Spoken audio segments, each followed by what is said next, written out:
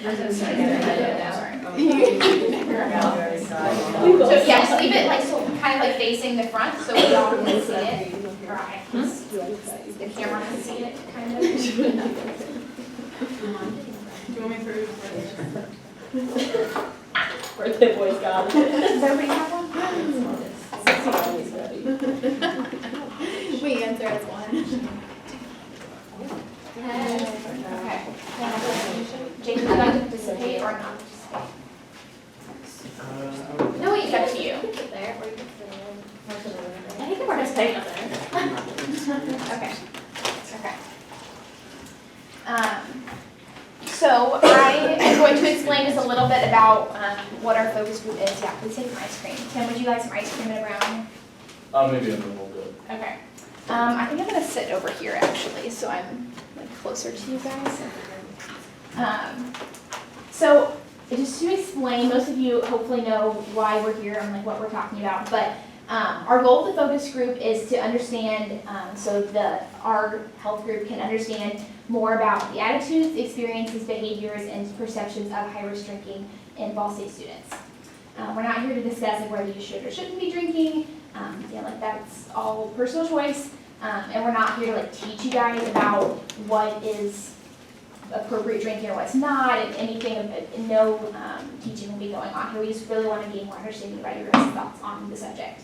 What is shared here is not going to be shared with any like authorities or anybody. It's going to be held confidential. We're going to ask you guys to do that, just to be open with each other and to share, and making sure that we respect each other in that. And the video is only going to be used to just show that we have done the group, and that so we can keep track of what's being said and kind of look back on it after we do it. And so the number, like I said, will just be used so we know who is who, and we're not using your guys' names or anything.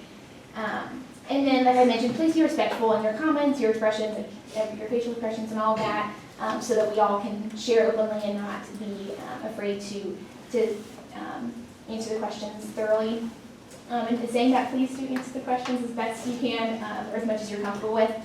And like, just try to keep your phones and stuff on silent, and not like, I guess, looking at them super frequently, so we can get everything done.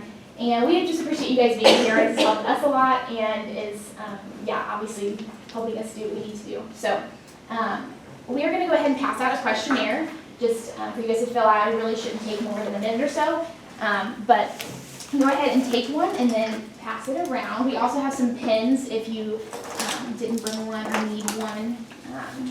There are some here. Let's see. Everybody has one. Get one. So if you have any questions, feel free to raise your hand and we'll come around and answer it. And when you're done, just go ahead and pass it back up to me.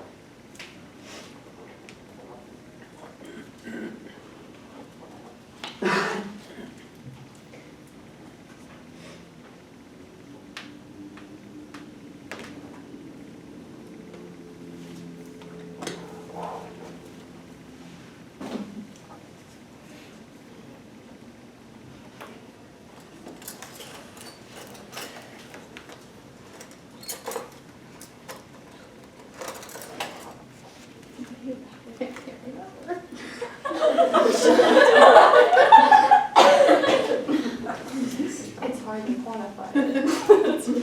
Like a couch.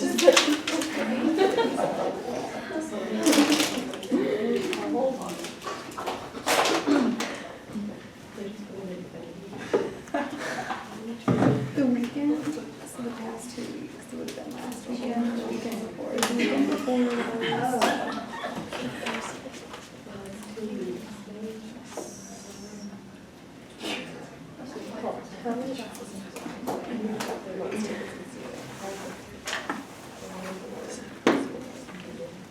Oh, yeah. There's a number, there's a question on the back, in case you don't see it.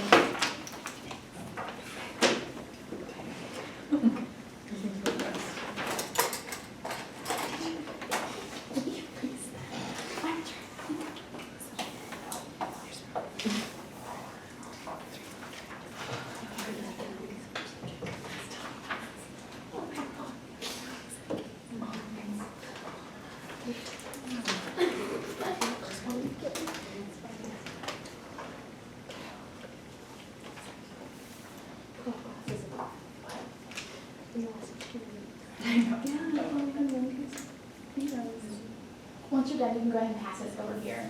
And then we'll go ahead and pass your pen back to just put And this is like we put two. But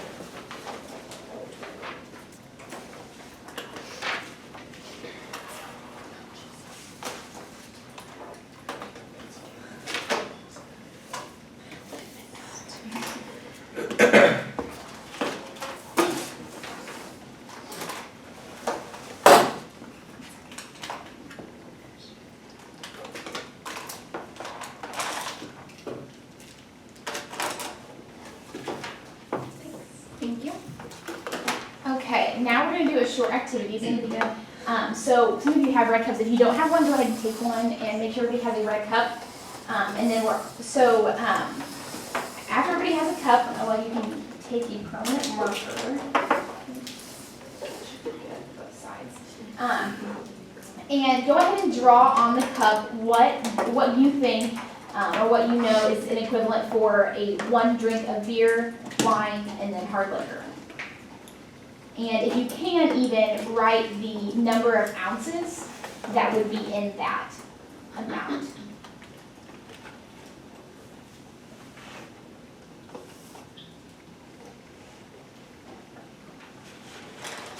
And if you were drinking out of a cup, you want to get a new cup. Sorry. Yeah, it doesn't. Because we want to collect these cups. Sorry. Oh. Yeah, if you want to keep your cup. I'm sorry, I should have clarified that.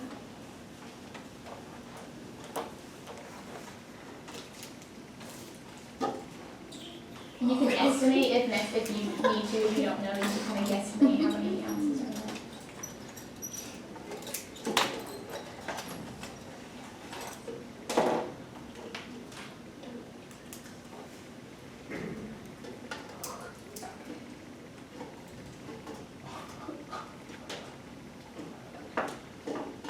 Okay, and then when you're done, you can pass your cup back over too.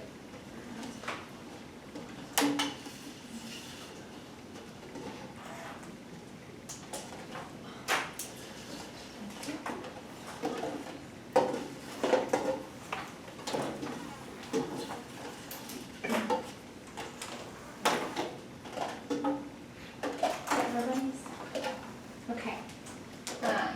Does anybody want more food or anything to drink before we start? Okay. So, like I said, we just have some questions to ask. Feel free to share any thoughts that you have on the question.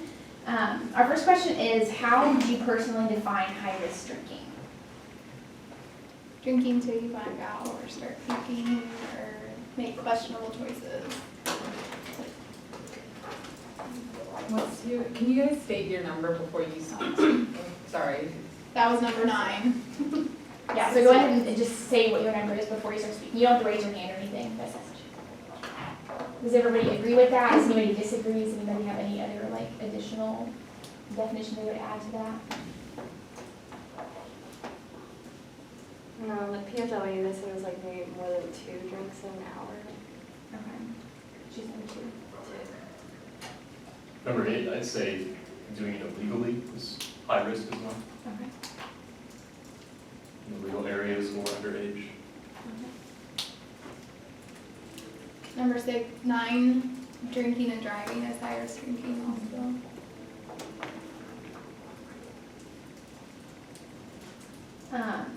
Does anybody have any more thoughts? I guess I think somebody mentioned the number of drinks. Does anybody have any more thoughts on what I guess the appropriate number of drinks would be, or in your opinion or in your experience and what you've learned? Number 10, I agree, we learned that in PFW, but I feel like it's different for everybody, so. How so? Because some people take one shot to be high risk, while others need more alcohol, you know what I mean? Men yeah. versus women in size. Depending on your Size age. and weight. Right. So, in addition to that, I guess, what do you think of when I what's the first thing that comes to mind when I say high risk drinking? Number 1, taking multiple shots. Number 7, I think of if you drink so much that you pass out, or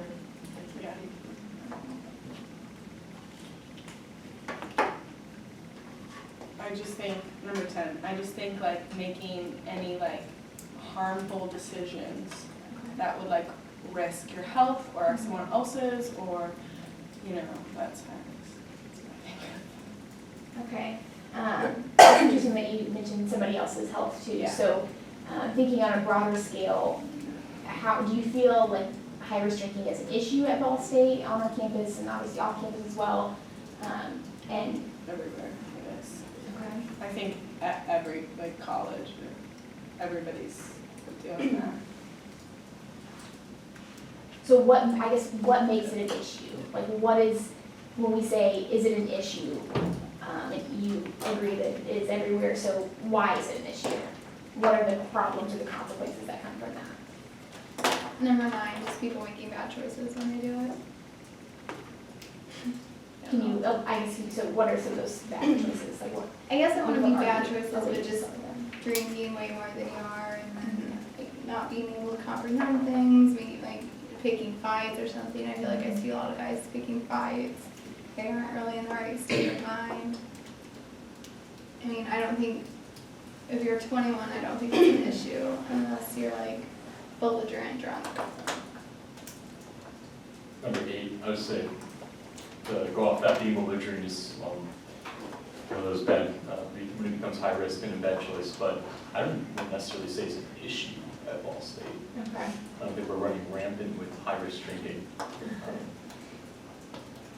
Would you guys agree with that? Would you disagree? Yeah, I would agree with that. I think you're gonna find it on every college campus. I mean, private schools maybe not so much, but What'd you say? Or more, private schools, Really? depends on the place. Yeah. Do you guys think that do you think that the geography of our campus, like where we are geographically located in Indiana and in just the area that we're at, does that make a difference? Does that impact it at all, negatively or positively? I mean, compared to like a school like IUPUI where it's like downtown, a lot of people have apartments, like we have houses and we have fraternities, so that like makes drinking more easy, I guess. Okay. What do you mean by when you say it's easier? Like easier I mean, to- you can have a house and have people come over and drink, like you don't have parents, like Yeah. versus like you can't throw a big party in an apartment in the middle of downtown Indy.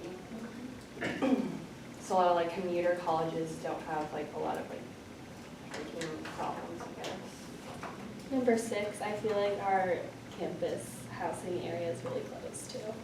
If you go to like RU or Purdue, it's really spread out, so. You can walk to the bars, like you can walk Yeah. to parties. So in saying that they're closer together, Makes it easier. just to clarify that, yeah, that's what Yeah. makes drinking Yeah. easier, Yeah. like high risk drinking easier. Yeah. Okay. Number 8, there's also the fact that there isn't as much to do around like there is in a downtown area. We're kind of in a more rural area, which so when people get bored, they tend to drink. Make your own fun. Yeah, exactly. So, going off of that, that's a good segue. So what motivates you personally? So we also are gonna talk about others, but what motivates you to drink if you are open to sharing that? What kinds of emotions or activities or groups of people, things of that nature, lead you to drink? It's like a social aspect, like it brings like friends together and I don't know, people use it as like a social lubricant, I guess. Number 1, it's a good like stress reliever if you've had like a hard week and you're just like, oh, I just wanna drink and have fun, and it's a way to like just get that out of your mind, be more positive. Okay, so just, I want to make sure we, so you had mentioned it was, something socially, and then you're saying that it's something that you just do to have fun, relax after the weekend, or after a long week. Have fun with friends. Whatever. Yeah, you guys sit probably. Yeah, let's just do like that. Can you pass them to us?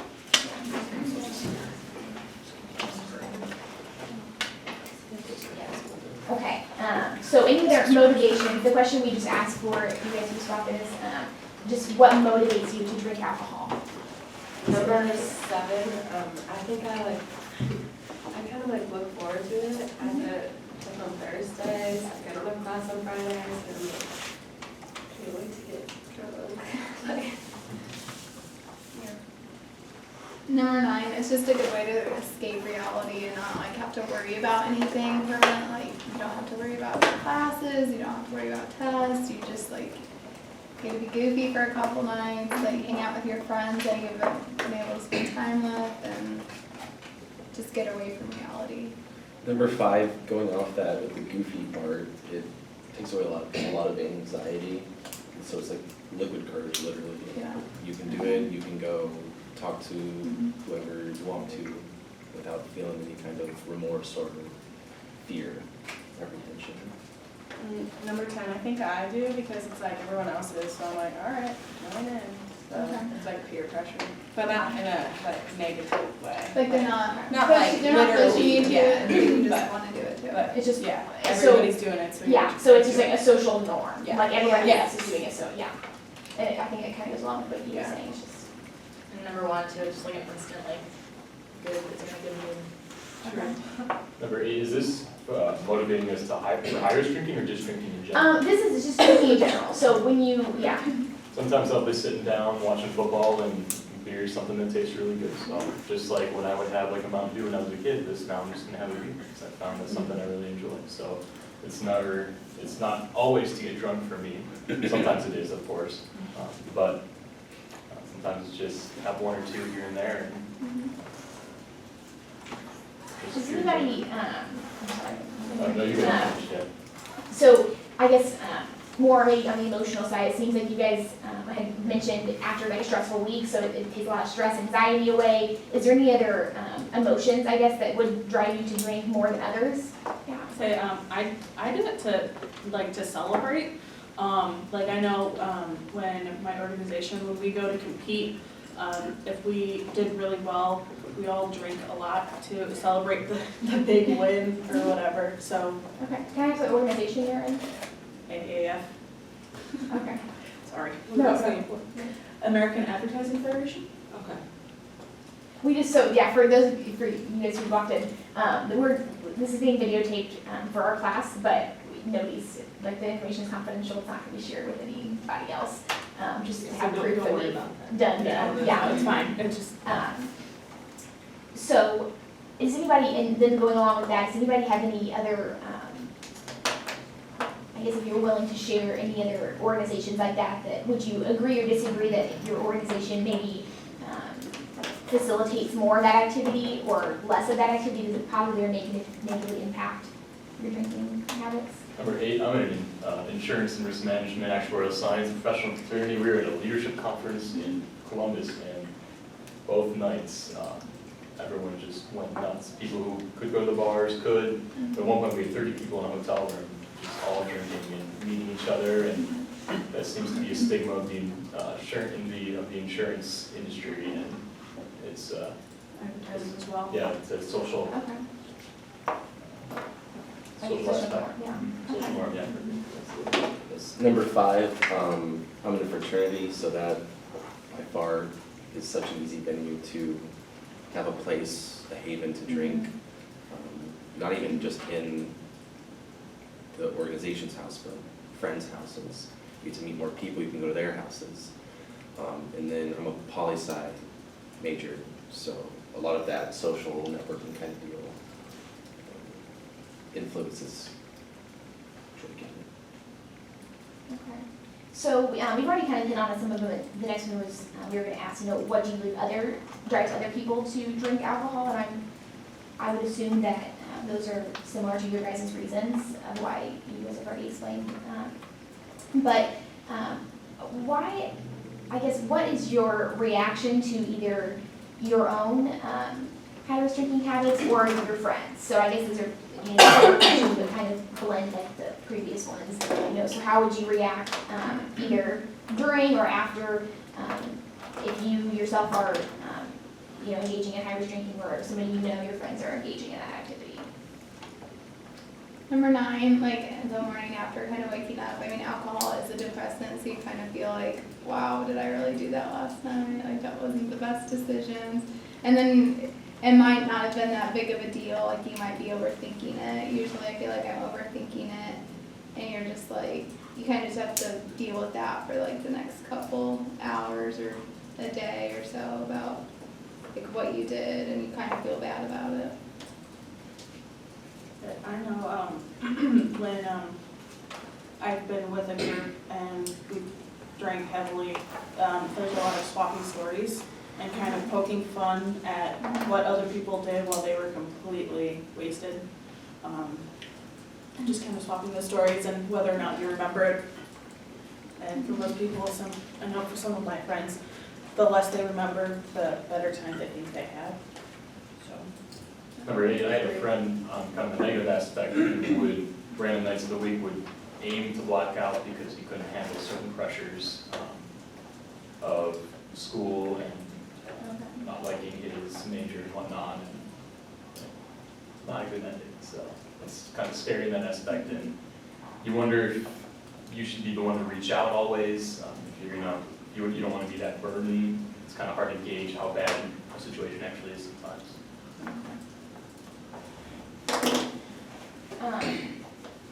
Yeah, so are there any other, I guess, any other reactions before? Any other thoughts, I guess, that you guys have, you know, like you were saying the morning after, the day after, that your friends have, that you've heard them share? Number 10, yeah, sometimes it's like scary for sure when, depending like how high risk it is, like from your point of view, like watching people like you care about like really like doing something scary, but then there's like that part too where you just like laugh about it, so. Number 6, I think, sorry. No, I'm done. I think the morning after part is like the best part, because I think it's fun to like Yeah, go to over the night. reminisce. And too. luckily, we've never, or I've never really had a situation where my friends have been like seriously injured or like blacked out where it was unhealthy or Nothing anything. really scary. So I think the day after is like one of the most fun parts, to like think about the night and then be like, oh my gosh, I did that. And then look at pictures and like stuff like that. So would you Yeah. guys, I'm sorry, what did you say? Oh, I was just gonna add on that too, like number 1, and you like do things probably you would never do before, and you're like all with friends, and this makes it even more fun than it probably would have been before. There is definitely merit to liquid courage, the phrase liquid courage. Can you explain that a little more? I think before you walked in, he said that same phrase. Because alcohol is a depressant, you relax more, so you don't necessarily have your guard up. So you're less afraid, you don't think twice, you don't overthink it, you just do it. And that does sometimes get people in a lot of trouble, but I mean, it's just like, they call it liquid courage, and, you know, it makes sense when you talk to people about their drinking habits and things like that. Okay. So would you guys agree with the fact that, like you were saying, the morning after feeling, that just like the fun reminiscing and going over pictures and just funny things like that, and like laughing, does that encourage you to continue with those drinking habits? Yeah. Would everybody agree with that? Is there, like, does anybody have any other, I guess, does anybody disagree with that? Like, just have a different experience after waking up the next morning? I guess it kind of depends on how bad your hangover is. I've had a hangover where it was like, just no, never again. It's not happening ever again. And then I've had some where it's like, okay, can we do this again? Like, this is fun, let's go. And so it just kind of depends on.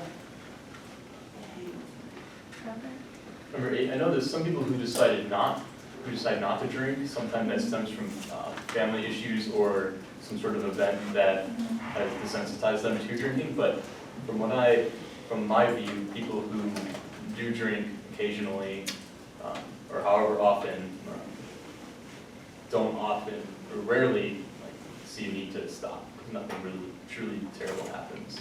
Okay. So we kind of hit on this a little earlier. So you're saying that because that morning after feeling is good and there's never any like really serious consequence, there's no reason to stop drinking. Is that? It's usually generally it's a good I experience. agree with that. Okay. Yeah. Would everybody, is that a consensus? Does anybody want to refute that, I guess? Anyone have any other thoughts? So in going off of that then, what are the possible consequences? So if we haven't, nobody has experienced any of the, really serious or poor consequences of drinking alcohol, like let's just brainstorm, I guess, and share, if you've heard of other people, other places, or even hear that have those serious consequences, what would you say that those are? I mean, you can like get in the way with your schoolwork, and that's like the main reason why we're here, is to be like learning. Yeah, getting a DUI or being in a serious accident or even affecting someone else's family. Like getting in a serious accident, you kill someone, that would probably lead someone to quit drinking. And like that, you like heard of that guy that like died and his friends didn't call 911 because he like drank too much and passed out, and like nobody called 911 because they thought he was just like passed out, and so then he died, and like they, obviously it's the consequence. No one was like watching him or like looking out for him. Yeah. So, yeah, no, good.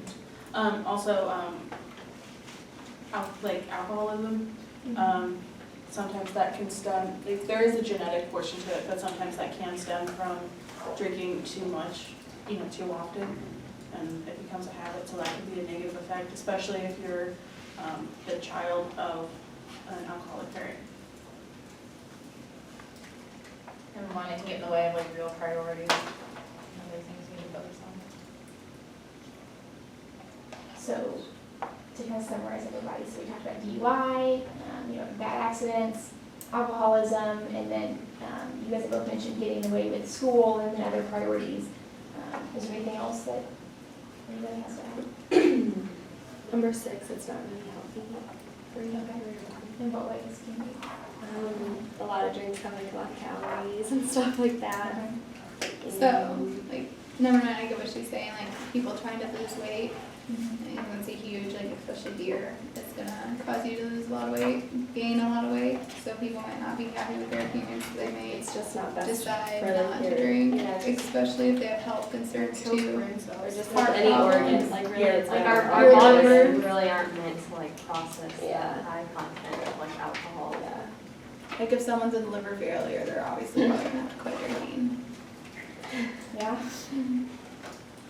So when you said that high amount of alcohol, this kind of goes back to our question before, but I guess, where do we draw the line then? What is that too much level, or what is that? You get the spinnies. The spinnies are the worst. Your blood alcohol content, like over a certain point. When you can no longer walk in a straight line. I think it depends on the person. Every person processes alcohol differently, so you have to learn your body and like how you process it, because what's too much for someone, like for like a heavyweight, is gonna be drastically different, possibly fatal to someone who's a lightweight. So you have to be able to know your own body. Number 8, I think it's safe to follow guidelines if you don't know how you respond, when people just start, until you can kind of figure out how many I'm comfortable with, how many drinks, and then as your tolerance builds, of course. So there are a lot of factors in taking, but those guidelines generally are pretty good that we see posted around university or online and places. So which of the consequences that we've discussed scares you the most? And just explain kind of why, I guess, what's that one thing, I guess, that you are scared could happen? Number 7, what Paige said. What number 10 said, yeah, what number 10 said, that like people die from it and like their friends like don't do anything about it. Like I feel like if I saw someone like passed out, I wouldn't be like, oh, they're fine. Like especially like my best friend, I would be like I'm calling the ambulance, like I would like do something. Some people mix other drugs with alcohol, and that can be really bad. And also, like, a lot of friends will like leave their friends to like walk home alone, or will just like leave them at parties by themselves. And that goes in with like decision making, I guess. Number 9, one of the scariest things for me that could happen would be my decision to drink and drive, which I wouldn't, that's something I'm very against, but like taking someone else's life, especially the life of a small child or something, or an entire family, making that decision is a really selfish decision, because that other person obviously probably would have chose not to drink and drive, and they took the brunt of your choices, your stupid choice to drink and drive. So are you saying that, you said, so you obviously. So the you're worst thing against- that could happen to me would be to choose to drink and drive and then get in a bad accident and take And the just life not of be aware someone of the else. decision. Yeah, Okay. yep. A lot of like issues with sexual assault and like consent come into like drinking. Would you guys agree with that? Did you guys hear she said her comment was just that a lot of sexual assault and alcohol tend to be, would you say correlated, I guess, or have some kind of association? Would you guys agree with that? Would you disagree? What- I mean, I haven't heard of it. I mean, 'cause it hasn't happened to me, but I mean, I'm sure it happens a lot more than we're aware of because someone doesn't want to speak up, they're embarrassed. I don't think, like, I'm sure it is a problem, but I mean, I have personally like friends all the time that are like, I drank and then I like hooked up with this person, like I would have never done that if I was sober. Like I hear like Yeah. issues about that like every weekend. Number 8, I have heard of more serious cases on that end as well, where someone actually was sexually assaulted, but again, they didn't want to speak up Yeah. for a number of various reasons, but. So when you, I guess not only with sexual assault, but if you had a friend who was, who had a DUI, if, you know, you have a friend who was sexually assaulted after drinking alcohol, how have those circumstances or those events affected what you do personally when you are going out to a party or drinking? I think you become more aware of the situation. You might try to drink a little less. You'll definitely, like if it's a sexual assault situation, watch your cup, don't leave it sit. That's one thing I always do. You don't like, walk away from your cup, don't walk away from your beverage. Number 6, I feel like after hearing stories like that, you just, or I do, feel like I just like have my friends' backs more, like, or I Yeah. feel like my friends have my backs more. How do You you, don't, personally, like number 9, I don't ever leave anywhere without my friends. Yeah. I'm not gonna go to a party without my friends, and I'm not gonna leave the party without my friends. Or it's almost like we've always had like a radar on each other. Yeah. You kind of like who you go in with, you want to go out with. Yep. Or kind of like know where everyone's at.